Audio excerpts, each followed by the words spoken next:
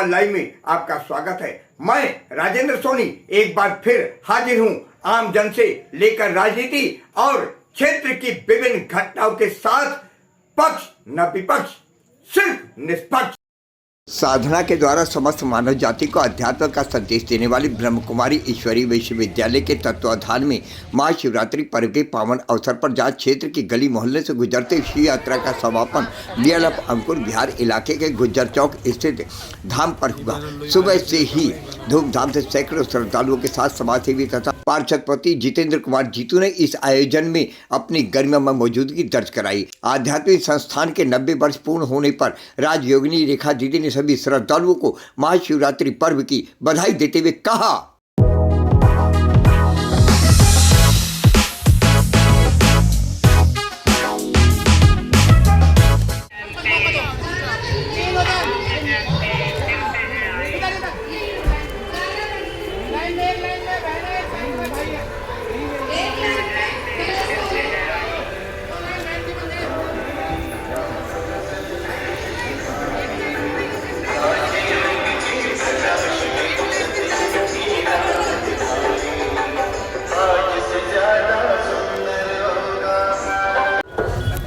ओम शांति, ओम शांति,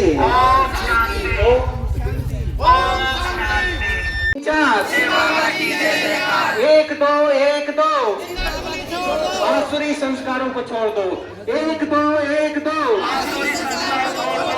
आसुरी संस्कारों को भगाना है, राम राज्य को लाना है। आसुरी संस्कारों को भगाना है, आसुरी संस्कारों को भगाना है। हमारा नारा, हम क्या चाहते हैं? सुख और शांति कैसे मिलेगी? राजयोग सिखलाने वाला कौन? कल्याणकारी कौन? सबका मालिक कौन? गीता ज्ञान दाता कौन? सत धर्म स्थापन करने वाला कौन? जो सब में भगवान बताते, जो सब में भगवान बताते, जागो जागो, समय निकल जाएगा, अभी नहीं तो हमारे दुश्मन पांच विकार जब छोड़ेंगे। पांच विकार द्वार खड़े हैं शिव भगवान, विकारों से नाता तोड़ दो। भाइयों जागो, बहनों, भारत में जब छोड़ोगे पांच विकार, जब छोड़ोगे पांच विकार, दीदी जी झंडारोहण करेंगे और उसके साथ हम प्रतिज्ञा करेंगे, बाबा से कमिटमेंट करेंगे कि जो जो हमने जीवन में धारणाएं करनी है, मधुबन से पूरी लिस्ट आई है, क्या क्या हमने धारण करना है, संकल्प लेना है। ओम शांति। ओम शांति। सभी बाबा को याद करते हुए खड़े रहेंगे और आपस में कोई भी बातें नहीं करेंगे। इस बात का विशेष ध्यान रखें, कोई भी आपस में बातें नहीं करेंगे, क्योंकि आप पता कौन हैं? सत्यों की देवी देवता आप हैं। सारे विश्व को शांति के वाइब्रेशंस देने वाले, सुख के वाइब्रेशंस देने वाले, पॉजिटिव एनवायरनमेंट बनाने वाले। और अगर हम ही आपस में बातें करते रहेंगे तो वो सारे विश्व को परकंपन कौन से फैलेंगे? बातों के ही ना। तो हमें क्या करना है?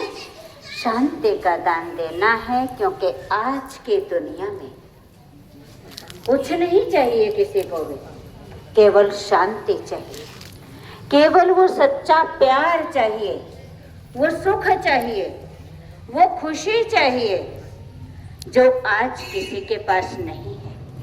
आज आप देखिए, लोग हंसना भूल गए हैं, इसलिए आज लाफिंग क्लब खोले जा रहे हैं। क्यों? पहले आप देखिए कितना लोग हंसते थे, आपस में बात करते थे, अपने दिल की बातें करते थे। एक बार मैंने कहीं पढ़ा था कहते ना, अगर दिल नहीं खोला यारों से तो खोलना पड़ेगा औजारों से। है कितनी बड़ी बात कही है कि आज करते क्या है, हम घुटते रहते, लेकिन हमें घुटना नहीं है, खुश रहना है और खुशियां सबको बांटनी है। हमारा यही काम है, भगवान ने यही तो हमें दिया है, क्योंकि सारा विश्व ही उसका अपना परिवार है। कहते ना, पर सारा विश्व किसका परिवार है? परमात्मा का ना। तो परमात्मा का सारा विश्व परिवार है, तो परमात्मा का संदेश तो सबके पास पहुंचना चाहिए ना। नहीं तो कल वो आपको ही उलझना देंगे। आपको पता था और आपने हमें नहीं बताया है। तो आज आप लोग सब समय निकाल करके चल करके गए हैं, वो किस लिए गए? इसीलिए ना, संदेश देने के लिए कि कोई भी आत्मा वंचित ना रह जाए। तो फिर अब हमारा काम क्या है? और सबको जगाने का। इसीलिए नारा भी क्या लगाते हैं? जागो जागो। और फिर क्या कहते हैं? समय को पहचानो। कौन सा समय? ये कलयुग जाने वाला है और सतयुग आने वाला है। अब इस समय को पहचानो और अपने आप को भगवान के आगे सरेंडर कर दो।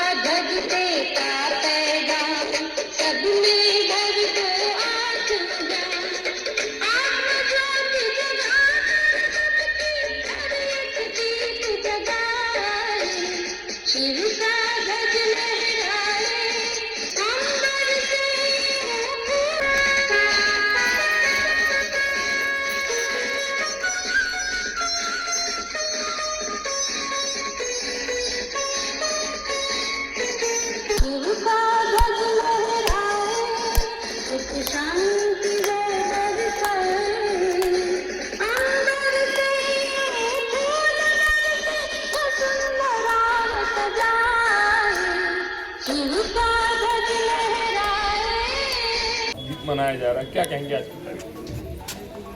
शिव जयंती परमात्मा के अवतरण की जयंती है।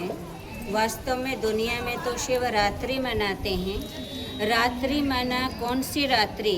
परमात्मा कोई 12 घंटे वाली रात या साल में एक बार नहीं आते। परमात्मा आते हैं अज्ञानता की रात्रि में, जब हम अपने आप को, अपने बाप को और अपने घर को भूलकर धर्म भ्रष्ट और कर्म भ्रष्ट बन जाते हैं। जब अधर्म, पापाचार, अत्याचार, भ्रष्टाचार, दुराचार बढ़ जाता है, तो ऐसे समय पर स्वयं भगवान इस धरा पर अवतरित होते हैं और आकर के अनेक अधर्मों का विनाश कराकर एक सत धर्म की स्थापना का कार्य करते हैं। तो परात्रि का मतलब है कि अज्ञानतात्री नहीं। और जब परमात्मा 1936 में प्रजापिता ब्रह्मा के तन में प्रवेश हुए थे और उन्होंने आकर के कहा था कि मैं आया हूँ, तो अब ये दुख की दुनिया बदलकर सुख की दुनिया नई आएगी, जिस दुनिया का नाम सतयुग होगा, स्वर्ग होगा, जहाँ पर दुख का कोई नाम निशान नहीं होगा। मैं एक ऐसी दुनिया की स्थापना के कार्य के लिए इस धरती पर अवतरित हुआ हूँ और इसलिए परमात्मा का एक नाम स्वयंभू भी कहा गया है कि वो स्वयं इस भूमि पर अवतरित होता है। और जब आता है तो आकर के अहिल्याएं, गणिकाएं, कुब्जाएं, अजामिल जैसी पापात्माओं का भी उद्धार करता है। और वास्तव में देखा जाए अति धर्म गलाने का समय भी अब चल रहा है। जो आज इतने पवित्र रिश्ते थे, चाहे वो भाई बहन का पवित्र रिश्ता है या वो माँ बेटे का है या बाप बेटी का है, आज सभी पवित्र रिश्ते भी दांव पर लग चुके हैं। और इससे बड़ा पाप अत्याचार क्या होगा? तो ऐसे समय पर परमात्मा आकर एक सुख की दुनिया की स्थापना का कार्य कर रहे हैं, जिसका नाम सतयुग है। हम तो एक सीधी सी भाषा में दुनिया बोल देती है, कोई शरीर भी छोड़ता है तो कहते हैं स्वर्ग पधारा। स्वर्ग वास्तव में कोई ऊपर नहीं होगा, स्वर्ग इस धरती पर ही होगा, जहाँ देवी देवताओं की दुनिया होगी और जहाँ पर प्रकृति भी दासी होगी। प्रकृति के पांचों तत्व भी सतो प्रधान रूप में होंगे, जहाँ पर सुख ही सुख होगा, दुख का कोई नाम निशान नहीं होगा। तो परमात्मा जब इस धरा पर आते हैं तो वो आकर के ये विशेष कार्य करते हैं और अभी वो कार्य कर रहे हैं और ये कार्य भी अब संपन्नता की ओर है, क्योंकि हम देख रहे हैं अब चारों तरफ विनाश का बिगुल बज रहा है। लेकिन इसको हम संपूर्ण विनाश नहीं कहेंगे, परिवर्तन कहेंगे, क्योंकि पुरानी दुनिया से ही नई दुनिया की स्थापना का कार्य चल रहा है। और ये 90वां वर्ष हम मना रहे हैं शिव जयंती का। इस प्रजापिता ब्रह्मा कुमारीश्वरीय विश्वविद्यालय की स्थापना को 90 वर्ष हो गए हैं। और जब भगवान इस धरा पर आए थे तो उन्होंने कहा था कि मैं ये संगम युग 100 साल का रच रहा हूँ, क्योंकि यही कमाई हमारे साथ जाने वाली है और कुछ साथ जाने वाला नहीं। हर बार की तरह इस बार भी दीदी ने मुझे निमंत्रण दिया। मुझे कहीं और भी जाना था, पर मैं माना जाए कि आश्रम में आया और दीदी बीच बीच में भी बहुत अच्छे कार्यक्रम आश्रम में करती रहती हैं। और 90 साल हो गए इस संस्था की स्थापना को हुए और इसी उपलक्ष्य में शिव जयंती मनाई जा रही है। जो 100 साल पहले बाबा ने जो बात कही थी, दीदी बता रही थी, वो बात सारी की सारी हकीकत में बदलती जा रही हैं। और अभी जिस तरीके से बाबा ने बताई थी कि 100 साल में सब कुछ बदल जाएगा और फिर सतयुग की स्थापना होएगी, तो कलयुग आज पूरे चरम पे है। और आपने देखा होगा जो बाहर देश हैं, विदेश हैं, उनमें तो कत्लेआम चल ही रहा है। और यहाँ भी भारत में भी स्थिति जितनी सामान्य समझ रहे हैं उतनी नहीं है। यहाँ भी धर्म और जाति के नाम पे विवाद हमेशा चलते रहते हैं। और जिस तरीके से दीदी बता रही कि 10 साल में, आपने 5 साल पहले देखा होगा जब कोरोना काल था, जब भी ऐसा लग रहा था कि सृष्टि सारी ख़त्म हो जाएगी। जिस तरीके से लोग घरों में कैद हो गए थे और इतनी मौतें हो रही थी कि आदमी सारे जो अपना जो परिवार था वो भी कोई मदद के लिए नहीं आ रहा था। सारे रिश्ते नाते जितने भी थे सब खत्म हो गए थे। अगर आदमी घर में मरा ओढ़ है, उसकी बॉडी के लिए भी कोई ले जाने के लिए तैयार नहीं, उसके परिवार के लोग भी हाथ लगाने के लिए उस टाइम पे तैयार नहीं थे। वो स्थिति लगता है कि आने वाले टाइम में भी ऐसी स्थिति आ सकती है कि जब ही कलयुग का अंत होएगा, जब सतयुग आएगा और फिर क्या सृष्टि का रचना होएगी।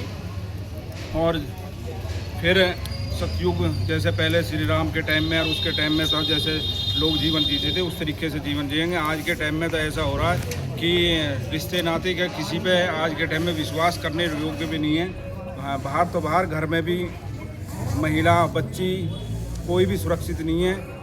आपने देखा होगा, आप तो पत्रकार हो, आपने देखा होगा और आप ही ज़्यादातर लिखते हो खबर कि ज़्यादातर जो जितने भी होते हैं उसमें कोई भी क्राइम होता है उसमें अपने घर का जरूर शामिल होता है, परिवार का, रिश्तेदार, जान पहचान का। ये समय की पहचान, जो जागो जागो किस लिए जागो, हमें अपनी पहचान नहीं है, अपनी आइडेंटिटी की पहचान नहीं है। आइडेंटिटी क्राइसिस इस समय दुनिया में है, जिसके कारण एंग्जाइटी, डिप्रेशन, स्ट्रेस, ये सब समस्याएं हैं और मानसिक रोग हैं। इसका मूल कारण ये है कि हम जो है अपने को नहीं पहचानते, क्योंकि शरीर में न्यारी चीज़ क्या है? आत्मा। और जैसे दीदी ने बताया, शिव को स्वयंभू कहते हैं। वो आके अपना इंट्रोडक्शन खुद देते हैं कि शिवो हम तत्वम तत्वम, मैं भी ज्योति बिंदु हूँ, मैं भी ज्योति बिंदु हूँ। तो आज का मनुष्य अपने आप को ही भूला हुआ है। सबसे ज़्यादा अंधकार तो यही है। और जैसे भाई जी ने बताया, संबंधों की बात बताई, ये क्यों है? क्योंकि काम विकार चरम सीमा पे है। ये सब उसके बाई प्लांट्स हैं या उसी के परिवार के हैं।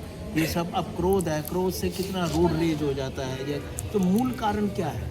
मूल कारण मनुष्य के अंदर जो 5 विकार हैं ये है। तो आज के दिन हम प्रतिज्ञा करें, परमात्मा को अपनी बुराई अर्पित करें। शिव क्या लेता है? जैसे दीदी ने ही बताया, अक्के फूल। कड़वे, हमारे अंदर की कड़वाहट क्या है, 5 विकार, काम, क्रोध, लोभ, मोह, अहंकार, हम उसको परमात्मा के प्रति अर्पित करें और अपने वर्तमान जीवन को सुखमय बनाएं और आने वाली दुनिया में उच्च देव पद को प्राप्त करें। अपने आसपास की खबरों के लिए देखना ना भूलें सशक्त आवाज लाइव न्यूज चैनल। सब्सक्राइब कीजिए एक लाइक के साथ।